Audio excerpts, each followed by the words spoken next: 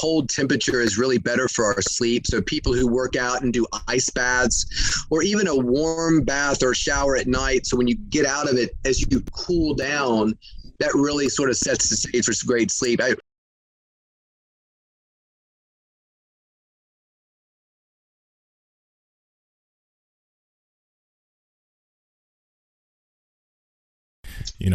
I'm also curious about this because when we were talking earlier, when you were talking about kids and how doctors will sometimes say, hey, take some melatonin, here you go. A lot of people still supplement melatonin on rough nights. And I've heard that melatonin might not be the ideal supplement to try to take for sleep. So can you talk to us a little bit about that? But then also, along with melatonin, what would you say are some practices or good supplementation to take before bed? Because personally, I'll sometimes eat, if I'm fairly low carbohydrate as far as my diet, because they all tend to make me a little bit tired when I have them. So I kind of Thanksgiving. I kind of use that before bed. So if I usually have carbs, if I do, it'll be in the meal that I have before I go to bed, because I'm already going to start feeling tired, and then I have better, more restful sleep. So what are some practices that we can do to help us get better sleep, and supplements that we should maybe try or avoid?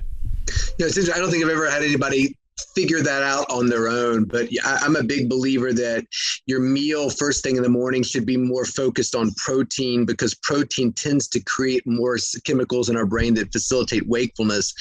And like I said, you have Thanksgiving, apple pie, stuffing, sweet potatoes, mashed potatoes, all the stuff that your grandmas and aunts make. And then you sit down and watch the Lions play the Cowboys and immediately fall asleep in the first quarter right on the couch, which is great because you don't have to do the dishes.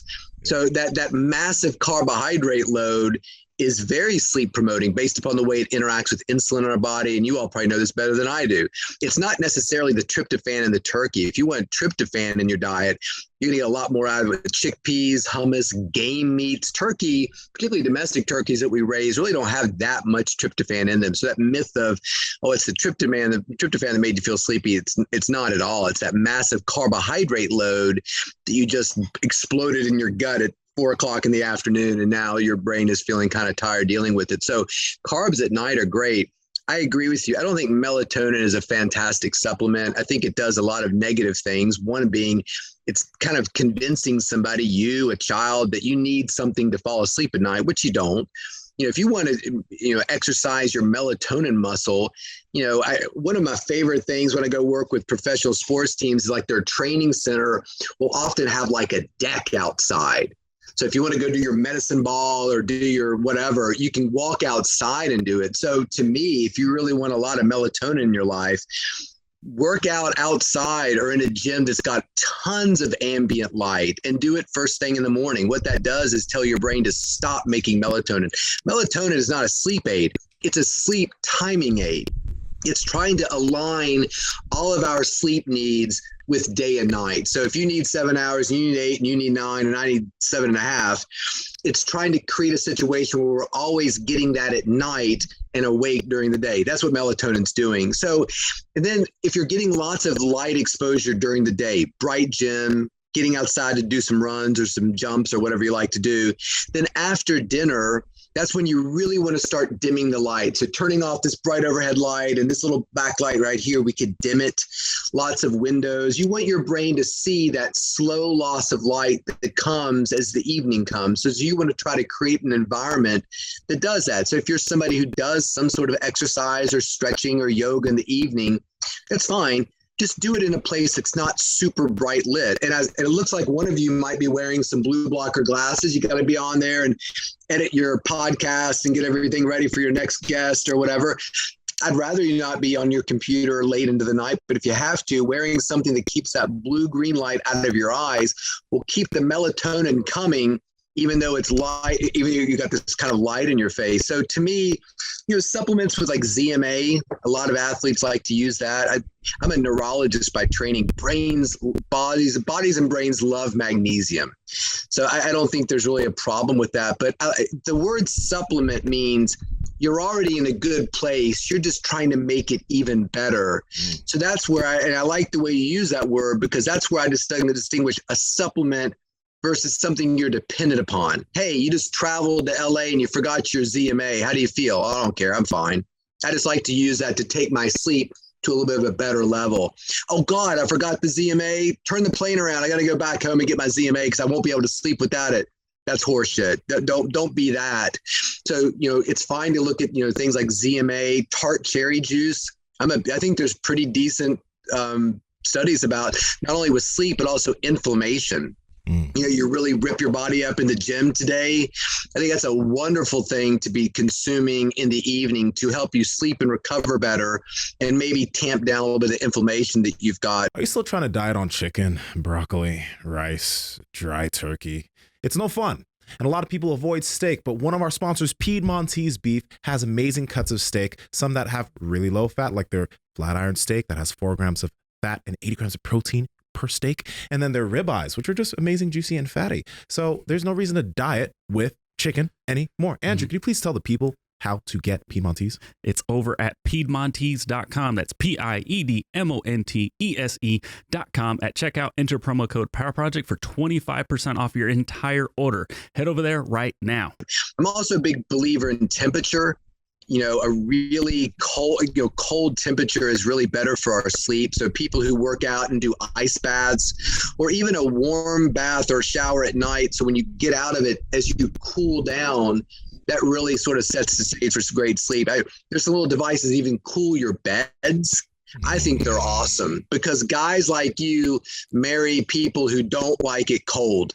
And all these athletes that are me, they're like, oh God, when I'm with my girlfriend, she likes it 74 degrees. And I'm like sweating so badly at night. I got to take my shirt off and lay a towel down on the bed. And they're so excited when they go on the road because they get complete control of the, Four Seasons thermostat. And they're like opening it up, trying to rig it to go even lower than what the hotel will allow. So cold temperatures, I'm a huge fan of for about 20 different reasons. Quick question about temperatures, because there are devices that actually cool down your mattress. Love it. I think there's a company called 8 Sleep that has that. How do you feel about that? So I love it. 8 Sleep, you're right, has an actual mattress that when you purchase comes with this equipment that you pour water in it and it'll cool your mattress quite cold. I will tell you, if you said, and I have no financial relationship with any of the products I'm talking about outside of my book, so I'm not trying to sell you or your listeners, viewers, anything. But if you said, Chris, what is the one product that you would recommend that seems to really impact people's sleep the most? It's products in that line. There's also another company called Cryo, spelled with a K, Chili Pad, Oler, Ooler. So if you're like, well, crap, I just bought a $7,000 bed and it doesn't have this and I can't afford an 8 Sleep bed, you can buy this device that goes over your existing bed and does the same thing. You pour water into this device, it circulates it through these little silicone, tiny little tubes in the mattress pad. I mean, you can cool your bed down to like 57 degrees or something. And what's great about it is the mattress pad is split. So we've got one. So I keep mine as cold as it will go year round, 365 days a year. I mean, it's tough in the winter. You got to kind of it's like getting into a cold pool. You kind of ease into your bed, but I love it. My wife hates that. She thinks I'm crazy. She'll put her foot over on my side of the bed and like, oh my God, I can't believe you're sleeping on that. And so her zone is totally different. So you do whatever you want in your zone. We call our bed, this is terrible, North and South Korea. So I'm in cold North Korea. She's in happy, warm South Korea. So I'm like, you do whatever you want to on your side of the demilitarized zone. And even the bedroom temperature, you don't have to heat or cool your entire house or that entire floor to get your bed super cold, and it's cold all night long. So like I said, they have a very liberal return policy, all of these companies. So if you get it and hate it, they'll take it back. I don't think I've ever had anybody tell me that they didn't love it. Why is the temperature important? Does our body temperature need to be regulated somehow when we're going to sleep? Yeah, when you look at a brain So there's the little wrinkly part of the brain where we think and has all our personality and whatnot. And then the brain stem that connects our brain to our spine. That's the part of the brain we share with earthworms and all kinds of animals, the more primitive part. When you actually look at temperature regulation in a human, in a lizard, in a snake or whatever, all those things tend to happen in the brain stem. And that's also the part of our brain that interacts with our immune system and sleep, all in that same little tiny area. So when you look at the outward expression of our circadian rhythm, and our circadian rhythm is not just sleep, it's everything. Like, when are we at our intellectual peak?